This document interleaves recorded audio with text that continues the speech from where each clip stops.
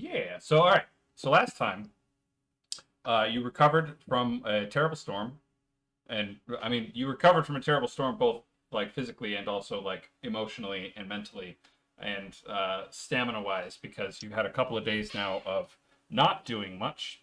It is. Let me double check the date. With exceptional rest. Yes. So it is.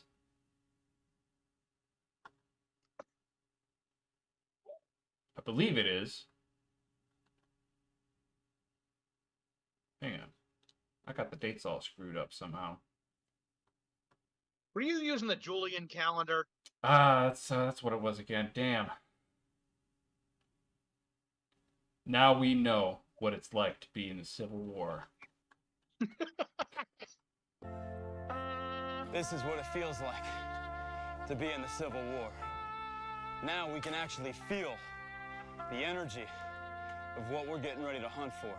That's why we do this. All right. So it's September 10th, currently, right now, as we speak. September 10th, 1863. So you had the Battle of Divide Pass.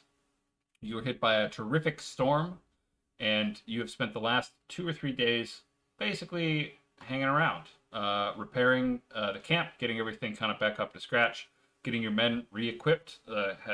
Many of them having lost their rifles in mud, and doing some work and some labor and everything to set up your new kind of temporary camp, but also what will eventually be a permanent prison camp just east of Divide Pass along the old stagecoach road from Austin up to Santa Fe. So let me share with you what we got going on. So this is where we are. This is us. This is we. Let me zoom in for you a little bit. So you are over here, right? You've just set up this little block is your camp. Battle of Divide Pass, obviously September 1863. You've all kind of come in, and you were sitting in a pretty strong position along the coach road with a straight shot down to Austin. You've also just been told by some Confederate scouts who came in waving a white flag that Stirling Price has finally arrived at Austin, and rather than just kind of like coming in and being a cool Confederate guy, he has apparently sacked Austin. There's not too many details about what exactly that entailed, but he apparently has sort of forced conscription of pretty much any able-bodied Confederate man into his army, and he also has conscripted all of the available laborers, slaves, and everything that were around Austin, and has forced them into his little division as well. So things are kind of confusing. You are probably at least 10 days march or so from Austin if you were to go pretty quickly. So not really sure, not certain 100% exactly what the plan is. Both of you, this is early in the morning on September 10th. It's looking like it's going to be a very, very pleasant day, so that's good. And the plan before you received this news was actually to have to finally, and this is something that Colonel Regis, I'm sure you are ecstatic about, is to finally have a day where you're just going to parade. You're just going to parade the troops by. You're just going to do a formal review, just like they did with Abraham Lincoln after, I think it was Chancellorsville. Or maybe it was Fredericksburg. Anyway, where they had the whole Army of the Potomac, like 125,000 men, parade and review on the greens at the Capitol in front of Abraham Lincoln. You're going to do that with, yeah, you're going to do that with 12,000 men plus whichever natives decide to show up that day. Most of them are probably just going to like sit up there on hills like, what are they doing? I bet we can do that. But yeah, so you have the entire force is still here. And yeah, so the camp is sort of abuzz with rumors and the news that has come out of Austin about the treacherous General Stirling Price and what the possible plans will be. So as it stands now, I mean, at the very least, you're in his way, so that's good. And the objective, of course, was to intercept his army. So it looks like that's going. But I mean, like, more troubling is maybe he's going to try to fortify Austin. Maybe he's going to, continue looting the Confederacy there. Maybe, who knows? So that's probably going to be discussed. You have heard the bugle calls announcing that in an hour there's going to be yet another meeting of. First, it's actually just going to be the brigadier generals, just the brigade commanders and their subalterns. So unless Stump Grinding invites the two of you personally, you're just going to have to sit pensively outside the tent, just waiting. What are they going to do? So yeah, but you've got the morning, I guess. As far as you know, the parade has not been canceled. So if you want to parade or prepare to parade, now's the time. Absolutely. I knew something told me that you were going to jump on this opportunity. Very Regis facing. Mm-hmm. Okay. Yeah. We're going on a parade. Lauren just came in and immediately left when she found out we're parading. You're doing nerd shit. Yes, I would like to parade and move all available manpower to parade. Of course, yeah. I mean, this is mostly like, this is what the camp is doing today. And the fact that most of the regiments have been sort of preparing and trying to parade for the morning gives a lot of the colonels of various regiments time to sort of saunter on over and chat with one another, and that's why the rumor mill is currently a buzzing. I would also like to have some of my men, if possible, use some of their labor to build, to take some of the trophies that we've captured from this large Confederate force. Yeah. And add them to the parade to, honor of course. and anger our vanquished foes. Yeah, actually, both of you roll. And yeah, I would like to also add that Cash is definitely very interested because one of his favorite stories at his father's knees were descriptions of the triumphs from the classic section of that library. Of course. Yeah. Cassius is only slightly disappointed in the back of his head that they can't, parade one of the highest ranking Confederate they can find in chains and then, ritually sacrifice him at the end of the parade to some sort of altar. There's some Confederate colonel who's like Confederate militia colonel who's like, why does that guy keep calling me Vercingetorix? I don't understand. He keeps calling me a Gaul. I don't understand. But okay, so I would like Colonel Regis, I think either personal magnetism or horse trader with your charm. And Twigs, roll leader of men or generalship. Also with your charm.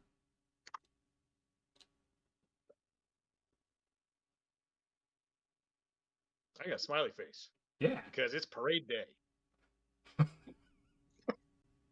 I got a sad face. This actually worked out perfectly, and I'm really glad it did. Because, so basically, Regis, you have actually been offered to have your regiment bear some of the captured colors from the campaign. You have been pointed out because of your sterling service so far in the kind of first stages of the campaign, from the capture of that the first initial stagecoach stop all the way to your performance at the battles of the crossing and your your bearing of the flank in the Battle of Divide Pass.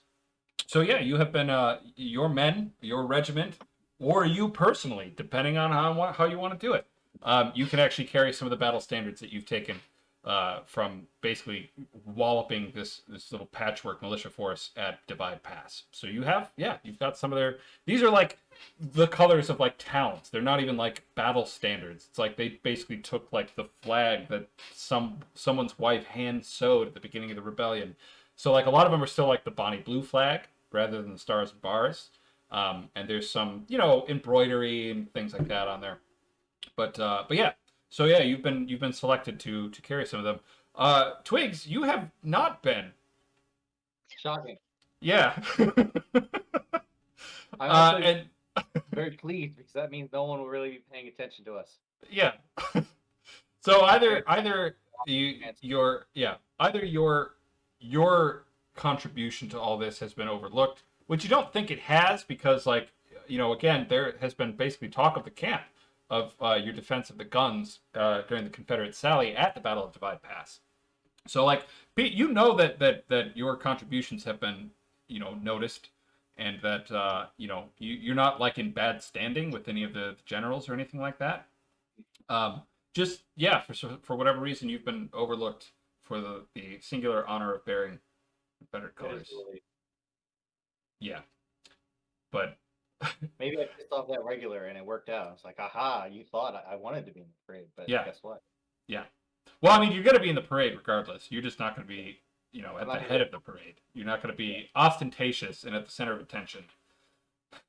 You're going to leave that to more interested men. Men born for it. Yeah.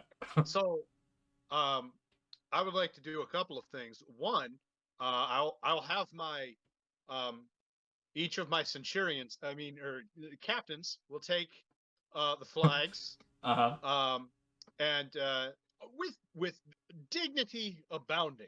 This is we aren't going to be rubbing it in their face. They know enough. I won't have any slanderous talk. They were valiant foes. Some of our men died. They are defeated and vanquished, but our centurions will carry these trophies through the battle to show that. I would like to politely suggest to not to Stump, but to General Wurster. Thank you. That if he was not going to be watching the parade, that he might want to ride in triumph at the front or near the captured flags, and I could maybe inform him of some of the triumphs of old and some of the protocol I've read. Feel them out, of course, with you thump out your multi-volume thing of Caesar's commentaries on the Gallic War. It's like you'll see here on page 986. The order of the troop parade. Yeah. And I would also like to seek out, I know there have been a couple of members of the Blue Coat Courier. I'm really interested if any of them might have access to a photographer, because I will tell my men to absolutely spit and polish everything. Okay. And if ever there was going to be a day for our regimental photo for the war, with our captured banners for the parade, everything sparkling and gleaming, I would like to get our photo taken. Okay. Yeah, so you can track down Hamilton is the reporter's name, a slight fellow who's been he's a busybody. He's been kind of all around the camp for the past few days because there's been a lot of exciting stuff to write about. He does have photography equipment, but isn't a photographer. He's not actually a real journalist. He's just a guy who decided to start a press on his own and followed the army. So if you want to, you can try to find somebody who might actually know how to use the photography equipment, but there is a camera, and and there's enough as far as the two of you, Loren Hamilton and you are kind of leaning over the box, I think it's everything, right? There's glass plates, and there's chemicals, there's that hood that you have to step under. Do we have the thing? Yeah, we've got the thing that goes over the lens.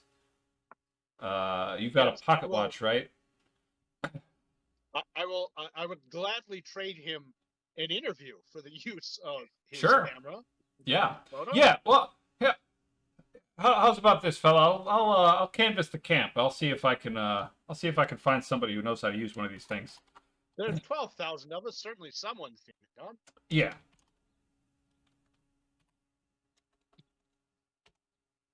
Yeah. He, you know, I think I know somebody who does or not or whatever, you know, and yeah, you'll be able to use the camera. Um, Excellent. but yeah, so what? Okay, how's it feel to be in an army of liberation? This is the interview now. Switched seamlessly. Yes. Well, liberation, like any war, wars of conquest like this are, I mean, yes, liberation, that's what you said, are quite important. And wars like this will certainly, our campaign will be one for the history books. Now, I've spoken to several other officers here in the division, and they seem to think that this kind of parade is some kind of a chest-thumping waste of time. How do you feel about that? They could not be more mistaken. Parades are the very spirit of the martial attitude. An army without martial attitude is nothing more than a common mob, and that we are not. Good to see. Good to see. So I hear some rumors. I've heard that General Wurster is preparing to form some sort of volunteer mule skinner corps. What do you think about that? Anything that General Wurster, a man of his reputation, anyone leading this campaign who's come up with ideas like those, are usually a pretty good one. Be very to find out more. You know, as I've heard it, Volunteer Mule Skinner Corps is going to be regular supply runs between the division and back to Santa Fe or even farther, and looking like the people that are going to staff it are actually some of the emancipated laborers that we've taken from the Confederates. How do you feel about that? Excellent that they can find fitting work to do. It's important every little bit for the war effort. Until this rebellion is crushed, the United States can continue its expansion westward. Any of the infrastructure they're able to build will surely help things after the war.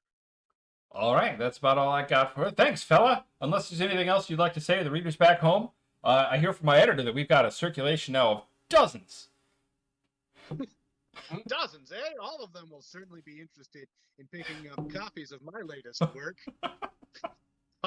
Find your lump, where they can read about how I got here. And I'll be working on an additional chapter of my memoirs containing incidents and anecdotes of the war, soon to be added in a second printing. Perfect. Sounds good. Always a joy to talk to you, Cash. And he takes off.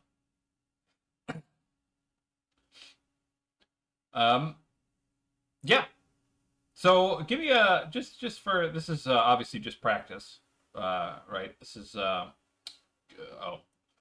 looking at your sheet and not your regiment's sheet. I should just kind of stick them in the same document. Really, that would be the smart thing. Why are you so far down? All right, yeah. So go ahead and give me a maneuver roll. Obviously, with all of your manpower allocated to maneuver, parade. And also, obviously, you're going to get a +1 to your skill slot because of your marching peacocks trait. And then I'm adding a personal skill. Mm-hmm. Yes, yeah, your personal skill, and this is your. I would say discerning patriot is probably the one that's yeah. And with all of my additional manpower allocated. Yeah. Okay. You might need a little bit of work, right? They've been doing too much fighting. That's the problem.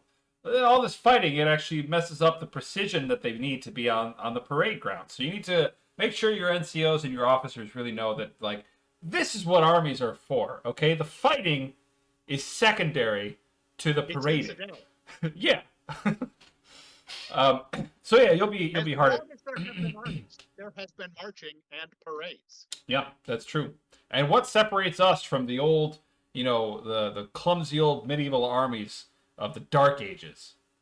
Our precise, orderly, mathematical marching precision. That's what does it. You don't see Vikings in parades. You don't see the Huns in parade. Exactly. All right. So yeah, you're gonna be working at that obviously for a good portion of the morning. Obviously, other stuff is continuing around in the camp, including, again, the rumor mill is continuing to grind. And yeah, so Twigs, how are you preparing for the parade, Yes. or are you? I'm preparing in like, we got, the junior officers are all together, and we're sitting there going, fuck, we have like 112 men, but we only have 87 like nice uniforms. Uh-huh. So we're doing that like, all right, you wear this, and you're gonna go at the front, and you get a shirt but not pants because you're gonna be in the second rank. So we're just Where you're How do you put, have men without pants? well, he's got worn pants. He doesn't have like nice pants or civilian pants, or So we're basically hustling to try to make it like not all look like total shitbags, and I doubt we'll succeed terribly well. Yeah. All right. I would say this is probably more of a labor role, just to kind of scrounge everything up, to get, because you got to do, you got to polish boots, and you got to brush off uniforms, and obviously find coats, and things like that. Yeah. So yeah, your regiment's also, it's closer to like 700 men rather than like 100. Oh yeah, but it's a company. It's not a regiment. Yeah. I wasn't. Yeah. All right, so we're gonna try our damnedest. Yeah, and you can also again allocate all your 3 points of manpower to the labor, for your role too. So, because you're in camp, you can do that for free. Okay, so actually after after a couple hours, you actually have a pretty good. You've got at least the left side of the line, where all the men are going to be in view of like the stand as they march by, is actually going to look pretty good. Yeah, but right. So they might march a little clumsily. They might, whatever, but they're going to look pretty good. You got all the nice looking uniforms and the sort of tallest men, with stirrups still on their saddles. You've got them sort of allocated and shoved aside. Everybody knows what's going on. There's a lot of winking and sort of as you're going through, because they understand. They understand that obviously parades are a frivolous thing that you kind of have to do to give a show to the common man, and it's not really necessary, and it doesn't actually involve anything that actually would count as military skill. But it's something you gotta. It's bread and circuses, right? That's a big portion of the military, and if you can't be fighting, you might as well be. Do a thing, so we gotta go do it. Yeah. Yeah, we just kind of try to grit our teeth and get through this. Okay. All right. So yeah, you still have the brigadier generals. The brigadiers general are still in their little council of war, and they have not come out.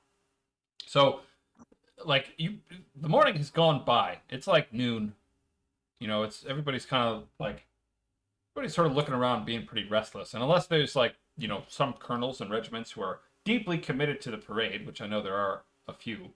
For the most part, there's just kind of a passel of like regimental officers who are kind of clumping together in sort of like, the nice sort of slope of the hill that they're kind of looking onto, the one flat area around camp. And it's basically just like an ever-growing collection of like captains and majors and colonels who are all sort of like gossiping, for lack of a better word, about what might be going on. And you hear from one guy that one major has come out after bringing up some more coffee to the brigadiers general. That big thing is they seem to be discussing who's actually going to be leading and organizing this Mule Skinner volunteer battalion that they're organizing, because this apparently is going to be a thing. And there's some rumors that General Otis Fetterman, who is the general of the War Bonnet Brigade. We lost Kircher. He's back. Sorry. So yeah, Colonel Otis Fetterman of the War Bonnet Brigade apparently has been feeling pretty poorly ever since they left Santa Fe, and that's one of the reasons his brigade hasn't really been engaged as much as possible. And he might actually be volunteered to lead the Mule Skinner Battalion, and if he does that, then that actually leads. This is much more important to the various colonels who are involved in this conversation. That's going to leave an opening for a brigadier general promotion in the division, or a total reorganization of the entire force, which you've already done once, so it's probably not going to happen again. Well, that's exciting. Yeah. I hope my men have been practicing their eagle formation. What the Can we hell is put on that a man show doing? for the other men to You try to guys are inspire them to Just parade a better? football with guns. That's all you are. A what? A football coach with guns. College football get banned with guns. Well, I mean, if I gotta be a football coach,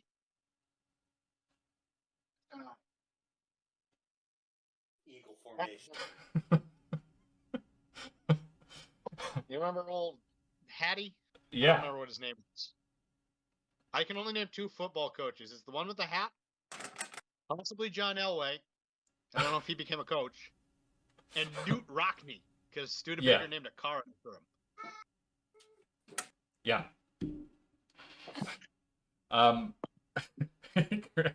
He's threatening you with the shears. But yes, so as you see the clump of gossip going on, obviously, and you're not involved because you're much more involved in the more exciting thing, the parade. Again, this is what armies were built for. This is through history we can trace the development of armies to development of the fine machinery of the parade. And you're the only one who's paying any attention to it. You keep throwing disgusted looks over to this clump of men who are sitting around drinking coffee and gossiping when they could be doing something as stirring and patriotic as parading. So yeah, if you'd like to put on a show, that's a maneuver roll. I would, yes. And I want the regiment, if we all recall, hopefully some of the men have at least retained the instruments we picked up from that friendly trader back in El Paso where we put on the Patriotic Review. Yeah, I I mean, you definitely have a band. You have a regimental band. Not all the regiments do, but you definitely do. And like everybody else has like buglers or drummers, but they don't necessarily have a band. You have a band.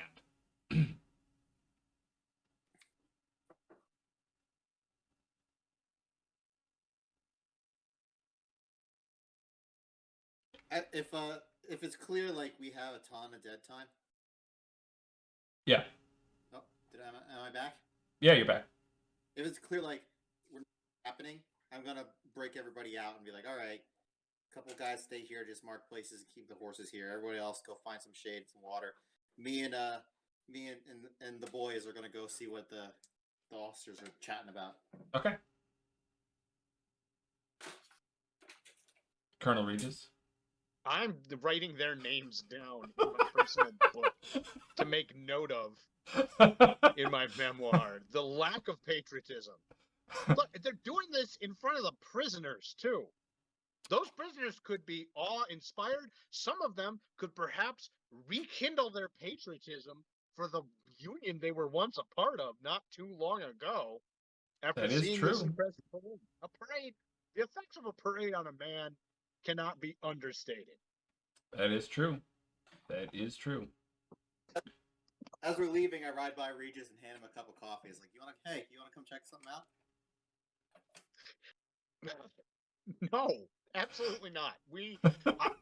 I will dispense this coffee to an aide-de-camp. I need no caffeine. This parade is all I need to get me up in the morning. So as he rebuffs your offer of coffee, another colonel. Prepare a parade, sir. Yeah. Are you neglecting your duty?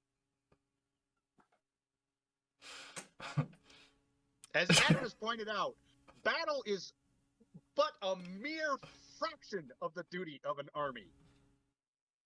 How often are we actually engaged in mere minutes compared to the hours and days and weeks in which we serve our country? This is far more important, sir. Regis, if you wanted sugar in your coffee, you should have just said something.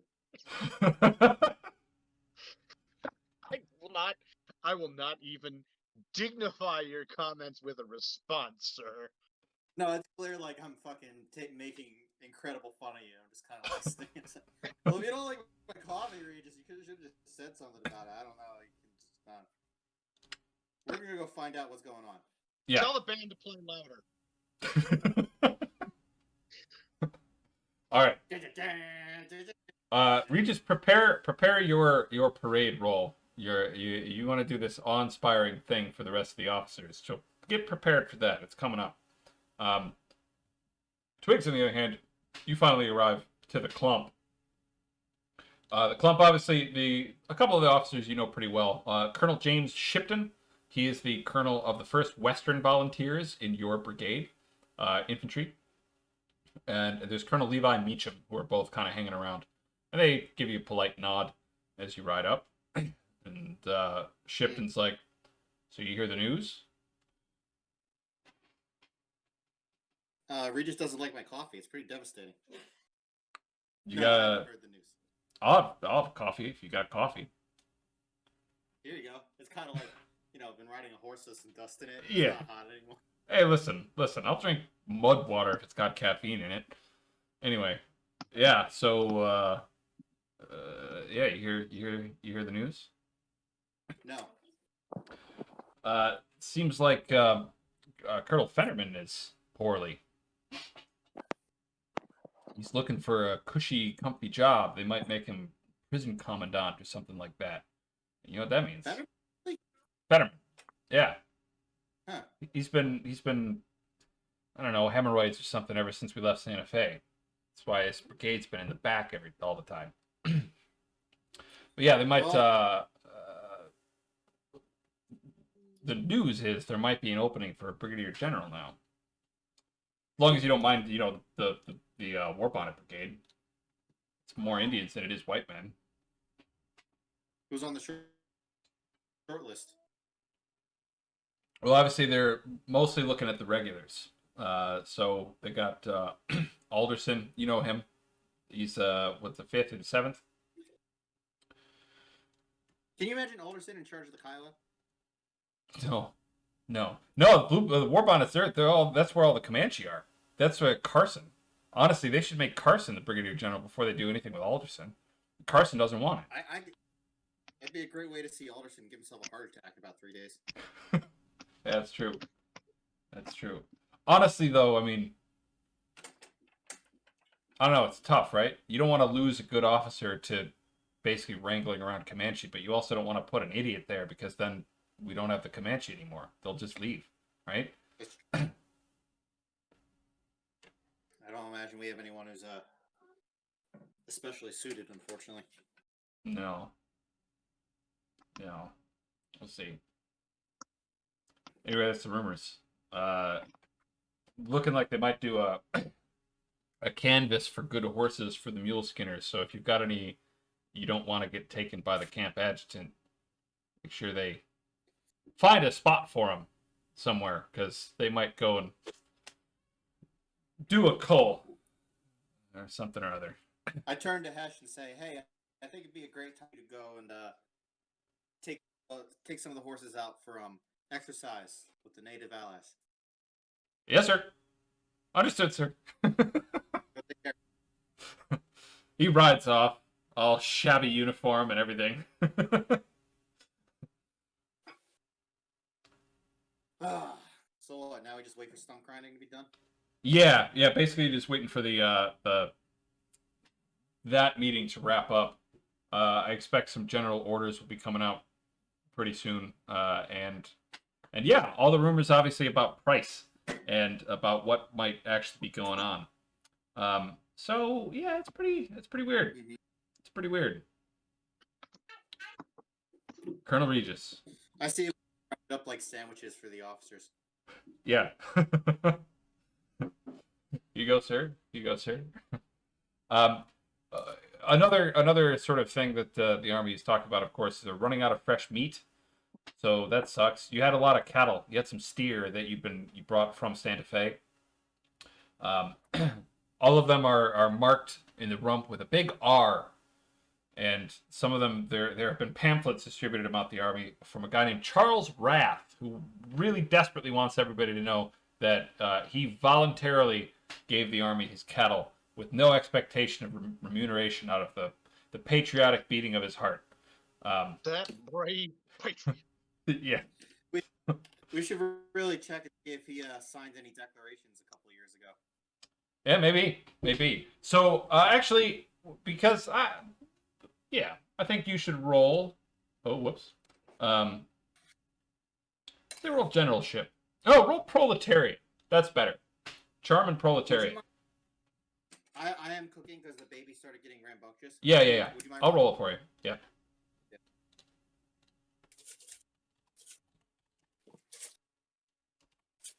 Look at that.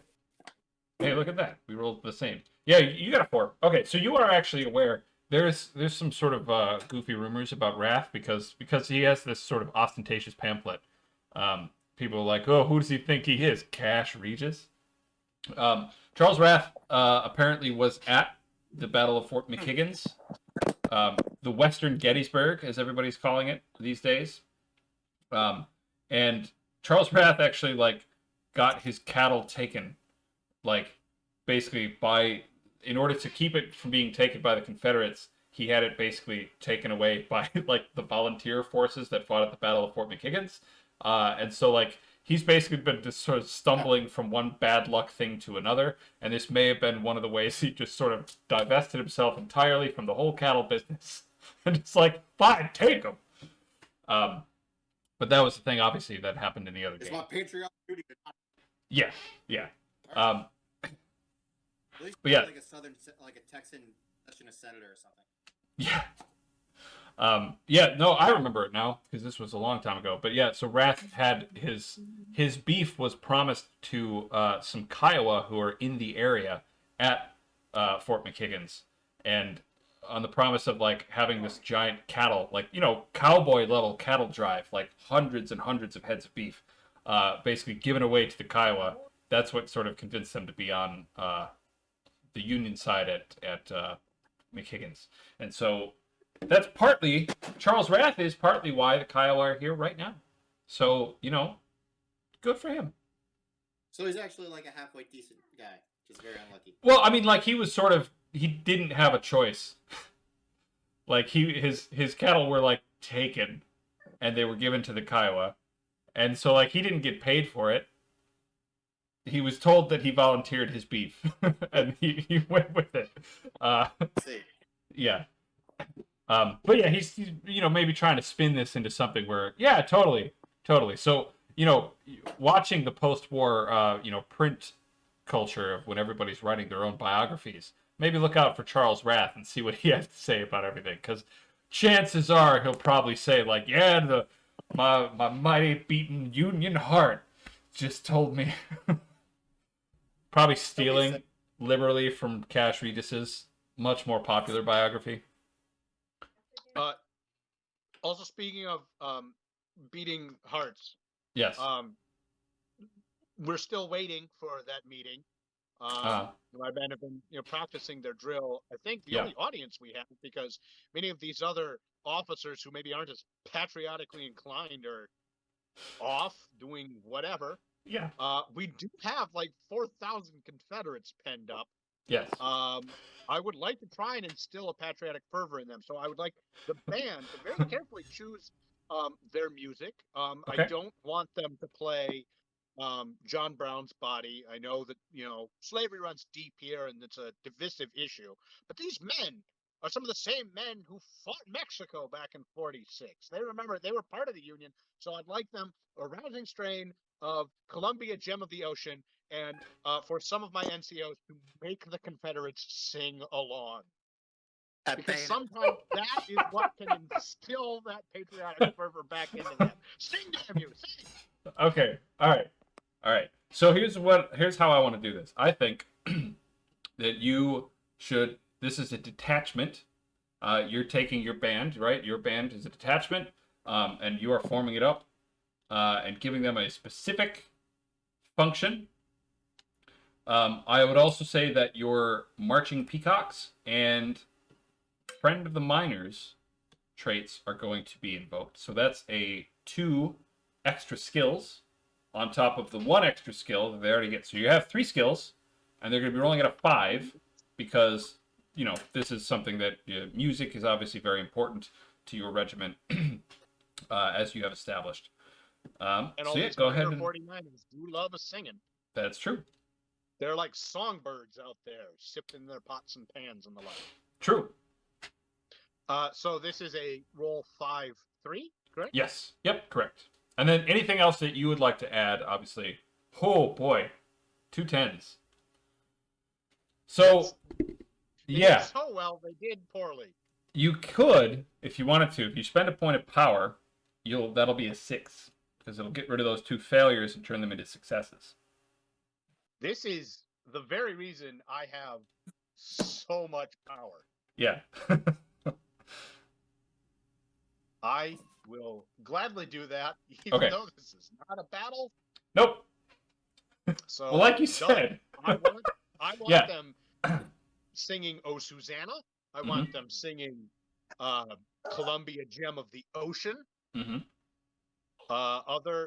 Perhaps like the 6th of January. Some of those horrible Jackson-y lyrics about the War Yeah. of 1812. Yeah. That we all as Americans have as a common cultural heritage across the great nation.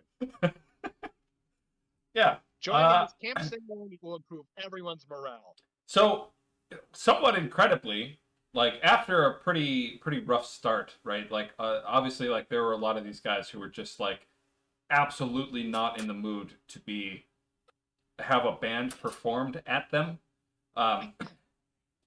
And you've also like there are also some of the like 1 or 2 of the guys who came in with the white flag like this morning, like in dawn, are with the brigadiers general in like their little council of war, being interrogated and kind of being brought in and out as the generals are talking.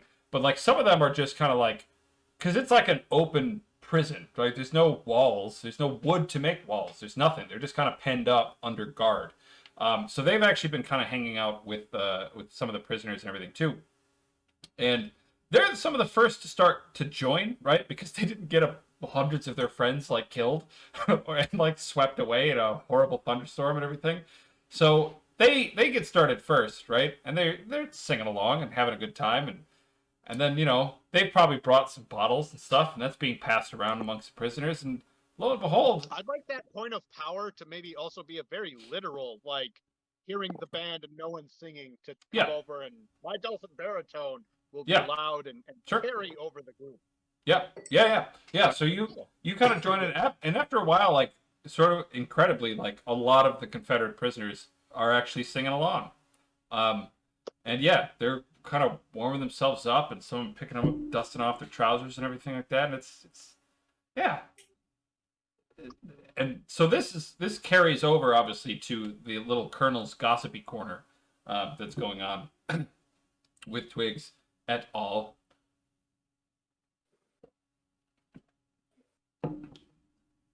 And you hear it takes so many points to get Twigs to sing along. Yeah. Colonel Meacham comes over to Twigs. He's like, "Good Christ, he's got the prisoners singing." Yeah. My mother used to tell me, if you don't have anything nice to say about a man, probably just shut up. So I'm just gonna sit here and appreciate the music. I just kind of like wink and smile. Yeah. This is also, I'd like to add, the perfect time between. What was that? I think this is also the perfect time to add between some of these patriotic songs excerpts from the Manual of Arms polka. Yes, of course. I mean, it gets pretty festive after a few minutes, and even some of the Confederates are up and sort of twirling around, dancing.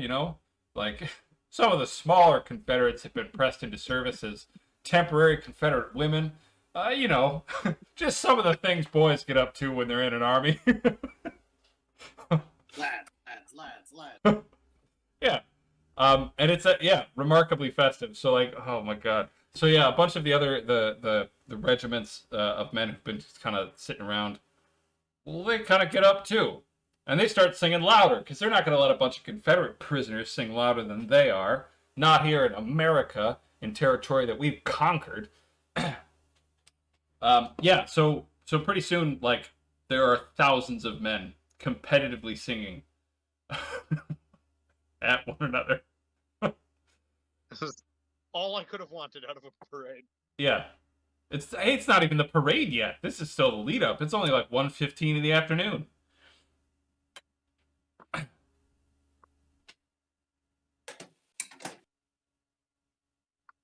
All right. Well, So one of you lieutenants, go make sure no one's going to spook the horses with this nonsense. yeah, they'll runs off. There's subalterns coming and going from this clump of colonels and everything. But okay, so Are your horses not patriotic, Twigs? well, some of them are rebel horses. Actually, quite a lot of them are rebel horses. So you never know.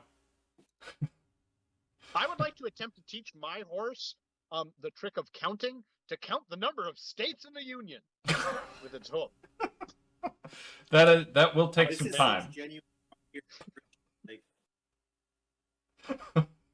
I think that would be a very impressive, not really a parlor because your horse isn't there, but Right.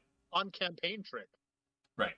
Bucephalus, how many states are in the Union? Clomp, clomp, clomp. Maybe we'll just start with the original colonies. Right. well, then you have to count. Do we count the states in rebellion? Do we count the occupied states in rebellion? Right. Do we just count? Obviously, they're part of the country. There's just a rebellion. I'm just saying it's going to be confusing for that poor horse. Yeah, the horse has got He's lots of politics to consider. Maybe you should start with a chicken. They're naturally fractious. Like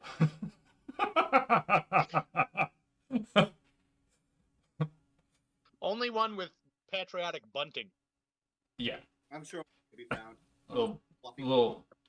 Little waddle there is spangled. A patriotic ruff. Yeah. All right. So after as this singing's going out, like most of you don't even notice that the tent has been opened up, and several of the brigadiers general have come out of the camp and like infiltrated this clump of colonelcy, and spooking quite a few of them. Oh God, Jesus Christ! Sorry, sir. Stump Grinding rides his horse up to yours, Colonel Twigs, and says, "What's Regis got him up to now?" He's got them singing, sir. All right. Well, This is what happens when you let Regis sit around and get bored. You promise the man a parade. that is true. Well, as I understand it, parade is still on. In 1 hour, we will parade past the viewing stand, which is being set up just as we speak. And I believe that General Wurster is going to have some sort of a speech to follow afterwards. So, best get your men, get them out, get them ready. You know, they're going to be standing around in the sun for a long time, so make sure their canteens are filled. I'll go talk to Regis. So, yeah. General Wurster, or not Wurster, sorry. Grinding. How could I forget? Stump Grinding comes up to you, Colonel Regis, and gives you fair compliments for the lively singing performance that they could hear even in their cloistered, tented council of war. General Grinding, do you have a favorite patriotic tune? Perhaps a verse of Yankee Doodle or the Star Spangled Banner? What do you think would be a good one for West Virginia? John Mellencamp, but 200 years early. Right. I mean, there's probably some sort of what's his name? Stephen Foster song. Yeah. No. Hey. I got one. Hard again, no more. Say again. Sorry. Hard times come again, no more. It's my favorite Perfect. Stephen Foster song. Sure. Yeah. He likes it. It's good. It's a good time. Good time had by all. It says, all right. This is the last song. He says, pitching his voice over the sounds of thousands of men singing. Last one. I'm gonna have a parade at 2:15. Make sure your men are ready and presentable. And go collect your battle honors over there. And it gives you the same information, right? Like, you're going to have the parade. Worcester's going to make some sort of a speech. There's going to be some general orders, and there's going to be some discussion about what their plans are for the coming campaign. Because obviously everybody has probably already heard about Price. It's a pretty small army. So, Yeah. All right. This is it. This is the time. This is all the marbles right here. This is the parade. So I'm gonna Dun, roll dun. for basically the kind of the whole army, the rest of the division as they go. I'm just gonna do one big roll for them. I assume they'll do just fine.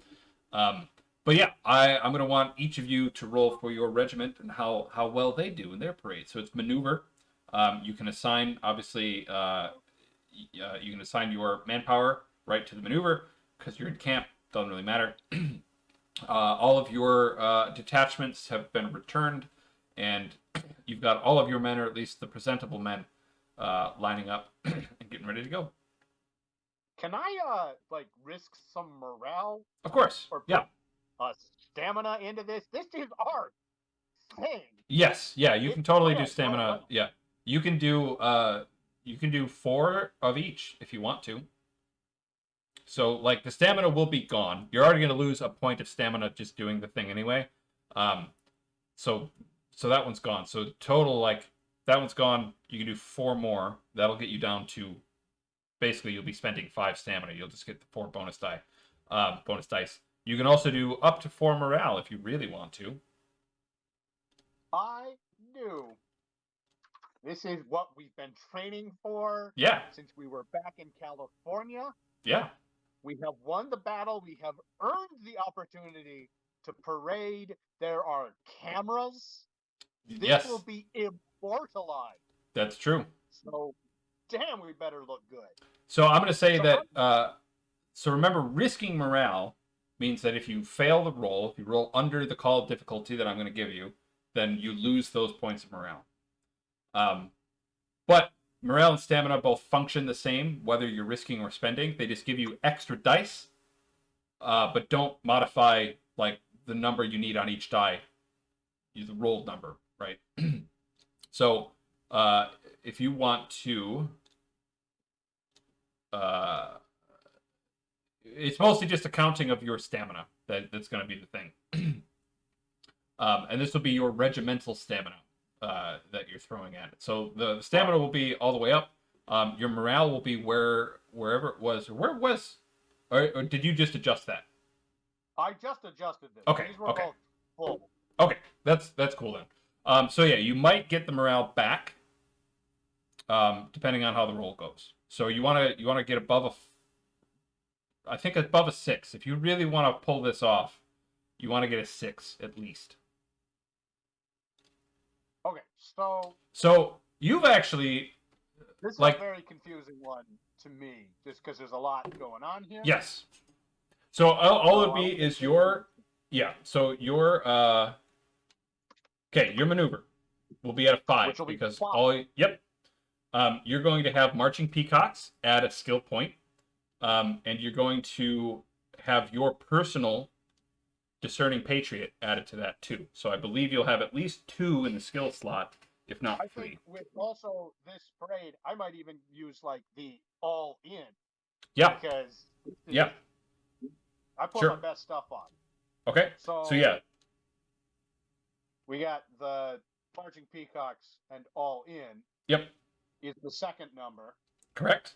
And then it's a space then and a there's plus, Plus, and that's going to be a +8 if you're risking 4 morale and spending 4 stamina. yes. There we go. Yep. All right. Engage. Boom. That's actually a terrific roll. I'm surprised there's only 1 10 in there. Yeah, really well done.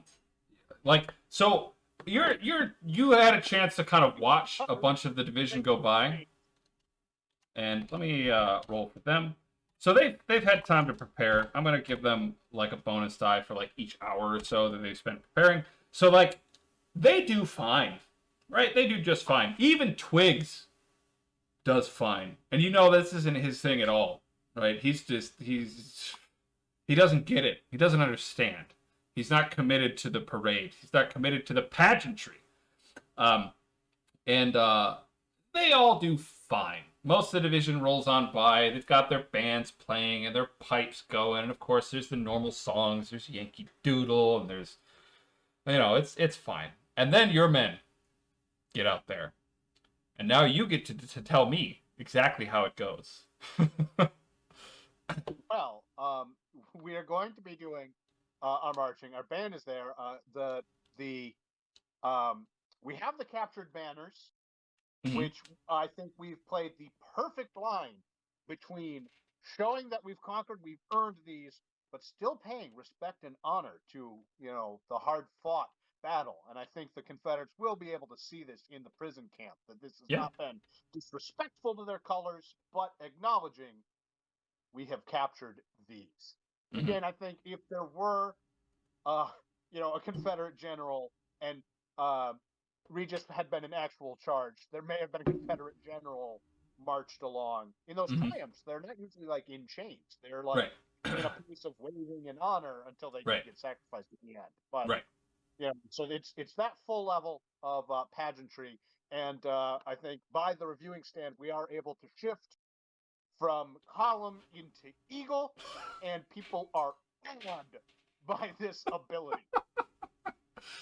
Like in time to the musical beats, Yeah. Columbia Gem of the Ocean is cranking out because it's one of my favorite tunes. Uh-huh. It's just so wholesome, and it's a good parade was had by all. Because how would Yeah. you not? Yeah. It's real good. I would like and with it, a score being so well. I think when we posed for the picture, Yeah. Bucephalus is able to rear with Cash Regis on it in one end For of the 30 regimental seconds? photo. Standing up for 30 seconds is this wet plate. Fine. It's daytime. It's bright out. You don't need a long exposure. It's like you've never talked with Ted Weeks. Yeah. So, I mean, it all works out. It all, like, everybody is obviously very impressed. You take one of the best regimental pictures of the entire Civil War. It's real good. It's honestly much better than most of you think that a patchy little sort of a scrubby volunteer division that has really no connection with the rest of the Union Army almost at all was able to put together, in sort of last minute after what's already been a pretty grueling first bit of the campaign with more to come. This is like, I mean, you might have expected this in the streets of like Boston or Philadelphia, but this is something. And I think even somebody as jaded and as cynical and as realist as Edwin Twiggs, even somebody who's got a third eye half open, there's a little stirring. There's a little stirring of a tiny voice inside that's waving an American flag. This picture's going to fuck up reenactor forums for years to come. I want this picture to be good enough that it's used in this universe's Ken Burns Civil War documentary. Of course. For like the cover. Yeah. That's gonna be in there. In the It's up there with like the picture of Lincoln talking to Grant, just like hanging out at the camp that everyone has like one of like the 4 pictures you have of the Civil War in montage whenever it's that chapter in the history book. Right. Yeah, this is gonna be right up there with like Sherman and his generals in like the state house of Georgia. When they got their photograph taken. This photographer will now be the Matthew Brady of the West, and I hope that this picture has made his career. He's been pulled out of whatever rinky-dink other volunteer regiment by the reporter, and he lucks out on.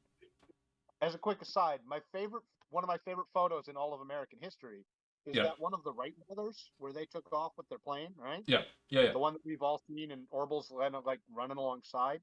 The thing that amazes me about that picture, more than, they captured the first powered controlled flight, heavier than air, it's amazing, is when they took off, there were like 8 people down at the beach, like, what the hell are they doing? Just kind of watching. Yeah. And Orville was like, hey, will you take our picture? And the guy's like, I've never done a camera before, like ever. I've never seen really one, but I'll try. Can you tell me what to do? And Orville's like, yeah, you point it and you click it. And that was his first picture. Wow.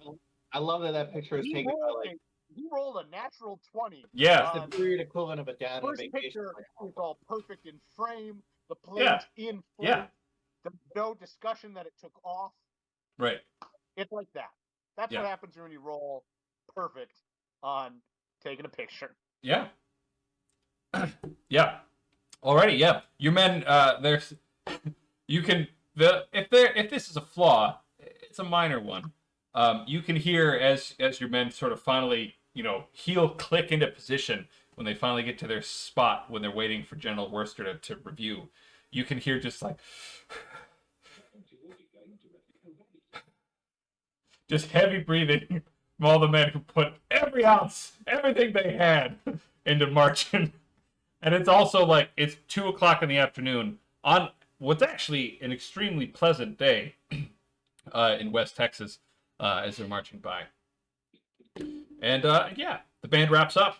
The rest of the regiments slot into position. You're in waiting in the line. Everybody's got their rifle on their shoulder, and they're watching General Wurster ride on by. And he gives a short speech. He gives it's nothing super special. Worcester's not exactly a wordsmith, but it's a good speech. It's giving value to the men who sacrificed themselves so far and the valiant efforts that we have to end the rebellion and to liberate slavery, and acknowledges that there was a group of freemen who actually went marching along as part of the parade too and are kind of at the end of the line, and they give a cheer and throw their hats up in the air and everything, and it's pretty good. Nothing special, but it's pretty good. And afterward, bugles call for dismissal. Everybody can go, and then of course there's a meeting of all the regimental officers to come in. So obviously, the talk of the camp is who's going to be promoted, who's going to slot into that brigadier generalship. Do either of you want to throw your hat into contention? Are there officers below? Like, are our lieutenants here too? Are they part of the meeting? No, this is mostly like you might have like a major, like your adjutant or something like that might be part of there. But this is basically like colonels. That's about as low as it's going to go. So this is like big meeting of all the regimental colonels. Then you can go and have your own meetings with your regimental officers, or even just within your brigade. I was gonna say Twiggs does not seek it out, but Hesh might put his name in anyway. If he's present. Yeah. So that'd be a good thing he's not here. Yeah. I put forward Regis's name. Okay. I think he's demonstrated he's taken a volunteer unit. He's made them into a marching corps. You all saw what happened out there. And that's after the Texas hurricane. So if any man can be trusted to run a large organizational unit, it's probably Cash Regis. Okay. But this is the War Bonnet Brigade, right? Yeah. So this would be a different what? brigade. Hang on, I take that back. Yeah. He would not want that. They don't have a regimental band, do they? They do. Like Columbia Gem of the Ocean on drums? Yeah, their regimental band is like a couple of teenage fifers who left Santa Fe, and then like 3 or 4 curious Comanche who also decided to learn like the fife from these teen boys. They're pretty good, but they're not like a band. Do we have anyone who could take it who is like has experience working with indigenous groups, or is it all like we're Indian fighters and regulars and that's it? So probably the guy who's talked about most often is Kit Carson. Mm-hmm. And obviously all of you know Kit Carson. You grew up hearing stories about Kit Carson, famous adventurer and everything like that. And it's like he's there. He once delivered me a letter. Yeah. So like the problem with Carson is that like he doesn't want it. Like palpably. He's in his You late know, 50s right now. yeah, he's pretty old. Like he was actually in the real timeline at this point. He was actually sort of under not duress necessarily, but he lodged formal complaints to General West. General West, who in this timeline turned out to be a necromancer who then murdered a fellow officer and then was captured and in transit to San Francisco. Oh, something happened to him. He must have disappeared. He definitely didn't get revenge killed by the Apache or anything like that for killing Mangus Colorados. Nothing like that happened.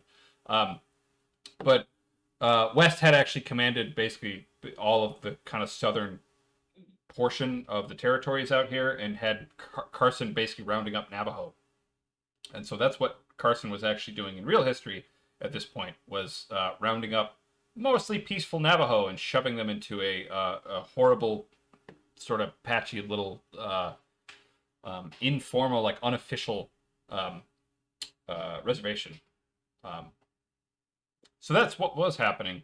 He doesn't want to be a brigadier general in the army. And that's the biggest problem. It's like he's probably like everybody's sort of looking. It's like, oh yeah, Carson, right? But then there are people like, guys, I don't know if you want to know, he can't read or write, and that's kind of an important thing for a brigadier general to be able to do. And like, I'm sure his adjutant would do it, but like, you maybe want somebody who's literate to actually be a brigadier general one way or another. People are like, well, he's gotten along fine. Fucking tired. Yeah. Sylvia.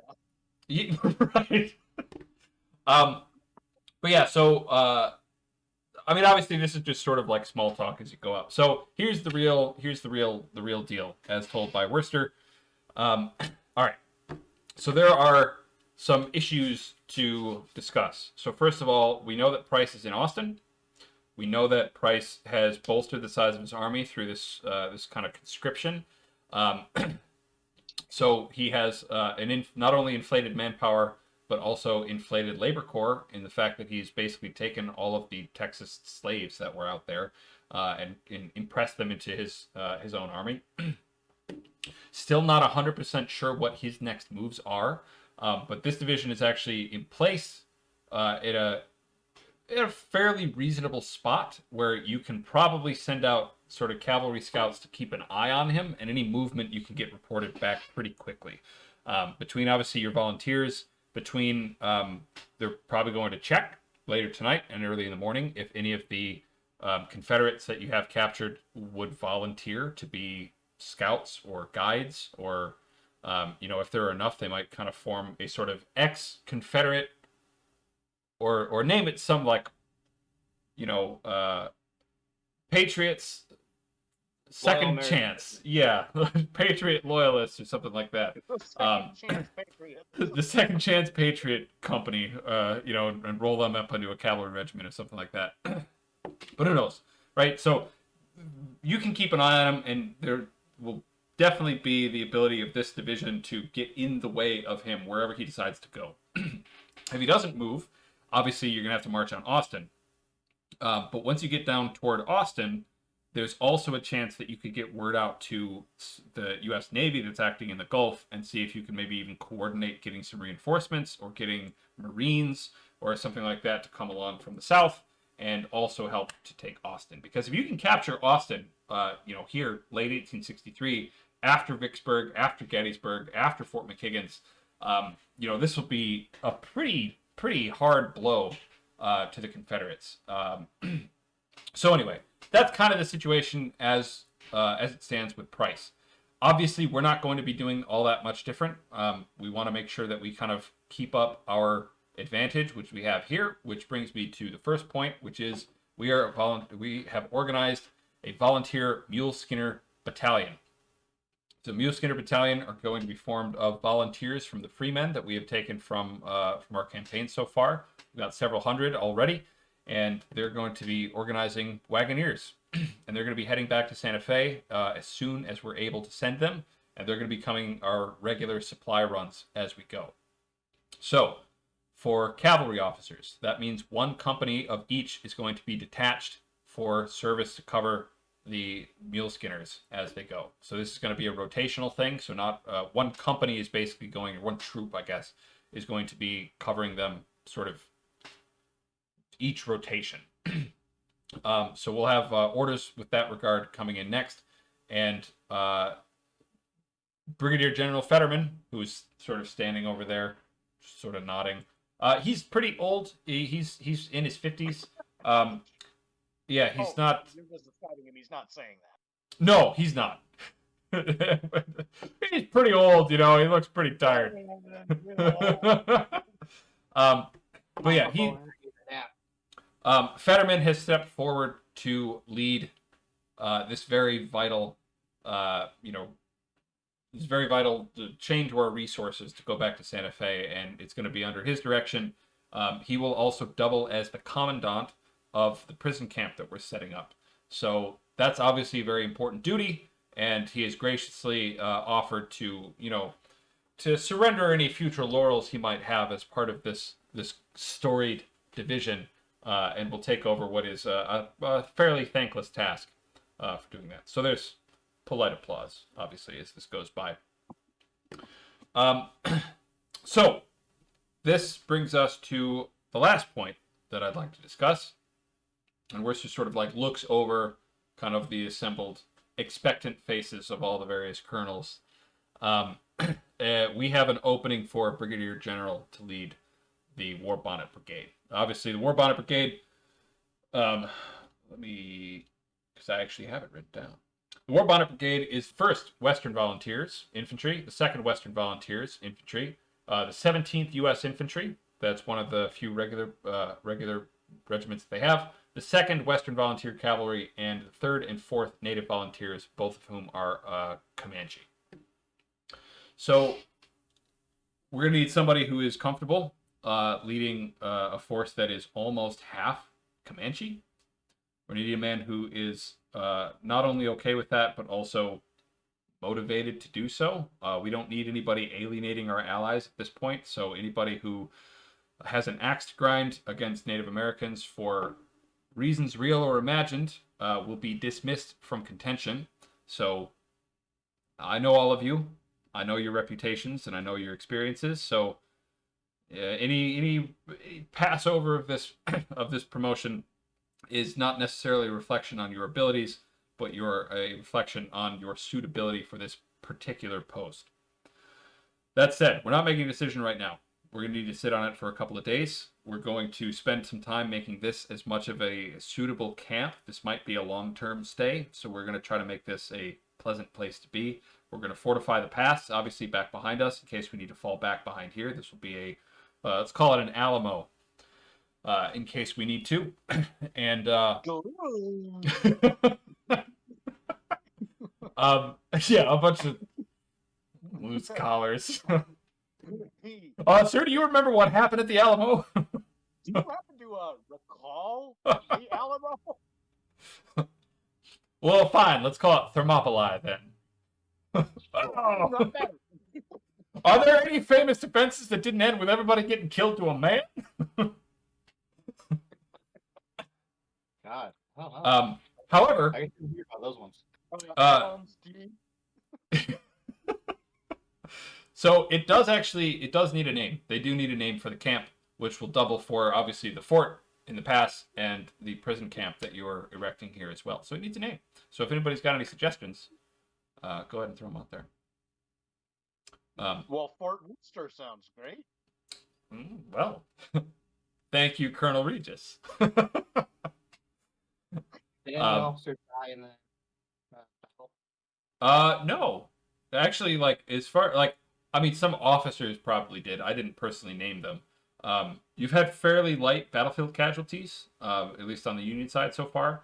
I think one or two lieutenants got hit at the forlorn hope attempt at the Divide Pass. The most politically neutral option would be find the highest ranking officer that was killed in combat. That's the one I put forward. That's true. Okay. Yeah, I'll look back in the notes and see if I actually named anybody. Yeah. And yeah, that's it for the most part. So obviously there's whatever's Price is getting up to. And there's mostly it's just going to be the next at least the next game at least is probably going to be kind of more of this kind of preparation stuff and kind of planning, and then we'll probably get into again some marching and fighting and combat and whatnot. But otherwise, Yeah, that's about all. So keep in mind, if you have any recommendations, we will be accepting. You do not need to be a colonel, a full colonel, to put your name in contention. This is again finding a suitable candidate, mostly someone who will be, uh, you know, okay with and good at dealing with Native Americans. Colonel Carson has already refused the honor. He and I had a personal chat before this, and he will not be taking command. He will be retaining his position as adjutant to the Comanche leaders. Any last minute business, gentlemen? I'd like to teach Kit Carson how to read, specifically so he could read my book. Okay. I will teach him how to cipher. Cash Regis' elementary primer. Right. I plan to write the Kit Carson Learn to Read. Could be a bestseller. A is for Apache War, 1863 to 1864. B is for brutal. C is for Comanche. Okay. D is Yeah. for dead Comanche. J is for John Wayne. You don't know him yet, but you will. Oh, you will. All right. So yeah, we'll have. Feel free. Also, I don't have every single like colonel and officer of every regiment sort of spelled out. I'll fill in some of them. So the ones I have named so far, I've got Colonel Alderson of the 7th. The 5th U.S. and the 10th U.S. Infantry do not have colonel names. The 3rd U.S. Cavalry doesn't have colonel names. 1st Western Volunteers. So like, feel free to throw in names and put them with regimental commanders or whoever, just so we. Later and just grab a few. Yeah. I believe I shared this earlier, but if not, I will copy it and I'll put it into the thingy. I just want to go over and make sure I don't have any spoilers in what's going on. I think it's mostly just boring. But yeah, I have a bunch of just like random names and everything spelled out in there. And Spoilers. yeah. Maybe the shambling sort of animate corpse that is Robert Lucas is still around. This green haze. I saw a woman today. I took my mom out to lunch. And we Mhm. went to Burger King because she didn't have a lot of time, and Yeah. it was close. And there was a woman we just saw Knuckles like up on the steering wheel, and we're Yeah. like, it's a ghost car. And we got closer and we saw a woman driving it. And I described the woman as, oh, it must be Prince Philip's mom. was 250 years old driving her car. I will have, before next week, some written general orders. There's going to be 2 or 3 general orders written by Wurster that'll go around the camp. The first one is actually dealing with the division policy on freemen. And the division policy on freemen is just like they would be in any other northern state. They are contraband of war, and as soon as they are captured and in Union ranks, they are free men, and they will be treated as such. So that's basically it. I mean, it's what you've been doing anyway. He's just sort of making official. That's all. And there's probably going to be some details about how, some of them have been armed and have volunteered to be prison guards. So that's a thing we're doing now. Oh, in all ways, means they must be free to join the military of their state. So yeah, emergency militia is something. Write it down. Yeah. So yeah, a few other things like that. Any kind of last minute questions or anything you have going on? I know there wasn't too much sort of plot movement or anything like that in this one. I liked it. I bet you did. I like the character moments, especially with Cass Regis, because he feels like an actual, like, it shows that Andrew's read about the period a lot. It's like, this was the guy. This guy was out there. Yeah, I like that too. I was like, I realized we probably should have done this at the very beginning, is have a big parade right through Santa Fe to go for. And I realized I missed the chance for pageantry. But this is also like, as a sort of a moment of pulling armies back together. This was something that was done actually fairly often. For because I always read that the guy Hitchcock, they had this huge review of the Army of the Potomac, like after Fredericksburg. So after Right. the fact they just got their shit handed to them. And like a month later, they had, Lincoln came and toured the entire alliance, and it was like the largest assembly of armed men in history in North America before the First World War, and I think even including the First World War, I think until World War II. But yeah, so so I figured, why not? This would be good, and I knew that Regis would really enjoy that. And yeah, so it looks like the next couple things are probably going to be more or less here where you are, still in Western Texas on the Coach Road. There might be some, cavalry actions to do for sort of scouting and what do they call that? Foraging. It's not thieving or looting; it's foraging. It's definitely It's okay. not on the countryside. Yeah. But yeah. Anything else? I hope that I will be as loved by the troops as McClellan was, because man, he was good at parades. They and they everyone loved him. everyone loved McClellan. Yeah. Even in that War from the Inside, the Hitchcock guy, he talks about McClellan and how everybody liked him, and how they weren't Man, sure. love a good parade. Yeah. And how they weren't sure who was going to take over as Army of the Potomac. It's like this situation right now. They're not sure who's going to take over the War Bonnet Brigade. But yeah, I should also have some more of the sort of in-character journalist stuff written up and made, and I will put the last, I think this will be 3 up on YouTube. I'm not sure if you guys are watching them or anything, but I kind of like just having them there. They're pretty fun. I haven't had the chance So? yet. It's been Yeah. dad time. Yeah. All right. All right. I'm going to go eat dinner. Solid. Have a good night. See you guys. Yeah.